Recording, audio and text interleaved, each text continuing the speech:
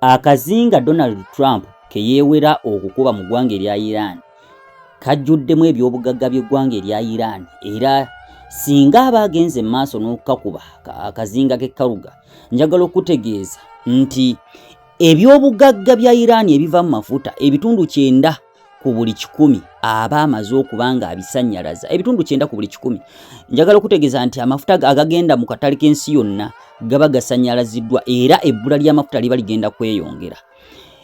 Amafuta agava mu Iran kino kyekifo ekikulu we gafulumira okulinnya okweyongerayo amaato we gatuukira agasinga okufulumya amafuta nkugambye ebitundu 9 ku buli 100 ekino kyekifo ekikulu mu ggwanga erya Iran. Kakati Donald Trump yeesomye okubanga asannyalaza ebyenfuna bya Iran era nkukakasa ndi singa kikolebwa ebyenfuna bya Iran bibeera bisannyalaziddwa olusannyalaza olutabangawo. Akazinga kano katudde ku bugazi bwa mayiro 300 era nga mayiro 300 ze kilomita 500 kali kyenkana kali bugwanjuba bw'akagolomolo aka Hormuz kyekifo Donald Trump eggwanga erya Iran kye lyagadde kyagambye tetugenda kukiggula olugolomolo lwa Hormuz nga luno olugolomolo lwe lusinga okuyitako amaato agagenda agatwala amafuta mu mawanga aga Gulf amafuta agava mu Gulf okubanga geeyongerayo okwetoloola ensi yonna negagenda mu mawanga nga Europe ne America ne mu mawanga aga Africa. Kakati akazinga Donald Trump kagala okuba kali kyenkana mu bugwanjuba bw'akagolomola ako. Kakati njagala okutegeeza nti ebitundu by'amafuta agafuluma ebisinga biva ekitundu kino we birinnyira amaato ne byeyongerayo ebitundu 9 ku buli 100. Njagala okutegeeza nti Donald Trump yategeezeza nti yadde baakubye ebitundu ebiri mu kaluga Ireland eby'amagye enkambi z'amagye wabula akatundu kano ko teyakakubye akalimu akafumbekeddemu ebyobugagga bya Iran ebikwatagana n'ensonga z'amafuta ebikola ebitundu 9. Agambye nti lwa buntu bulamu asoose kukaleka. Donald Trump ye bw'agambye ku mukutu gwa social media nti asoose kukaleka lwa buntu bulamu naye saawa yonna singa Iran egaana okugula akagolomolo ke Hormuz agenda kugenda mu maaso n'okubanga atimpula ekifo kino ekirimu amaato egasinziirira nga kino kyekisinga nakutegeeza nti kyekisinga okubanga kitunuuliddwa mu ggwanga erya Iran okubanga kifulumya amafuta era ebitundu 9 ku buli 100 biba bisannyalaziddwa singa babirumba. Kati Donald Trump agamba singa Iran egenda mu maaso n'okugaana amaato agajja okuyita ku kifo kye yagadde Iran negenda maaso n'okubanga egakuba nga bwe yabadde ekola agenda kubanga asesebbula ekifo kino. Wabula Iran yetegeeza nti tetiisiddwa yo tejja kugendera ku bigambo bya kutiisatiisa era erabudde nti singa Amerika egenda maaso n'okutiisatiisa kuno egenda kwongera okukuba ebifo bya Iran ebifo naddala mu United Arab Emirates enfo za Amerika zonna ezirimu ebitebe weesinzirira okukasuka ebyokulwanisa ne bigenda mu ggwanga erya Iran. Kati Iran erabudde nti abantu bonna bali ku myalo n'embalama babeere nga basegula kubanga beesegulula bave mu bifo ebyo kubanga ekijja si muntu.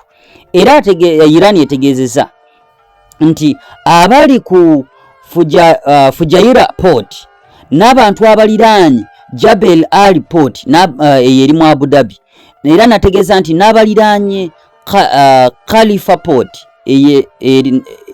Khalifa Port eri Abu Dhabi wabula Jebel Ali Port eri mu Dubai. Kati ategeezeza nti nno baali badde basegulira ebifo ebyo n'enfo zonna abajambula ba Amerika we beekukuma babeere nga abantu beegendereza kubanga ekijja si muntu singa Amerika egenda maaso n'okutiisatiisa kubanga bakimanyi nti etiisa wabula singa egenda maaso n'okukasuka ebyokulwanisa bagenda kukuba ebifo ebyo byonna mu UAE United Arab Emirates. Yo Iran egamba nti America okusindika ebyokulwanisa basinzidde mu bifo bino ebiri mu United Arab Emirates n'enfa endala zonna eziri mu Gulf, mu ttundu erya Gulf. Naye Ministry y'ebyokwerinda, njagala okutegeeza nti Ministry y'ebyokwerinda mu ggwanga erya United Arab Emirates yeetegeezezza nti nno Iran yasindise dda ballistic missile eziwerera ddala 9 ne drone eziwera 33 nga ziva mu ggwanga erya Iran nga zoolekera obwengula bw'eggwanga erya United Arab Emirates. Ministry y'ebyokwerinda bwetegeeza nti Iran yasindise dda ballistic missile 9 ne drone 33. Wabula bino byonna bigenze okubaawo, njagala okutegeeza nti olwaleero lwennyini Donald Trump yasoose kubanga asindika ebyokulwanisa mu kazinga ake Kharuga. Era akazinga kano yasoose kusesebbula ebifo ebiriraanyeewo, era okakkananga enkambi z'amagye zikubiddwa enkambi eziwera 9 ekiramba zo yaleese azisekudde. Njagala okutegeeza nti n'ebyuma ebikwekebwa mu mazzi okusekula amaato amalwanyi naddala ag'abalabe byakubiddwa olw'ennumba z'Amerika ze yasindise mu kazinga kano ak'e Kharuga. Njagala okutegeeza nti ebyuma bino ebiyitibwa naval mines, device ezikwekebwa mazzi munda eyo wansi nga zeetegekera eryato ly'omulabo okujja lizisesebbule. Kaakati agava mu America gategeeza nti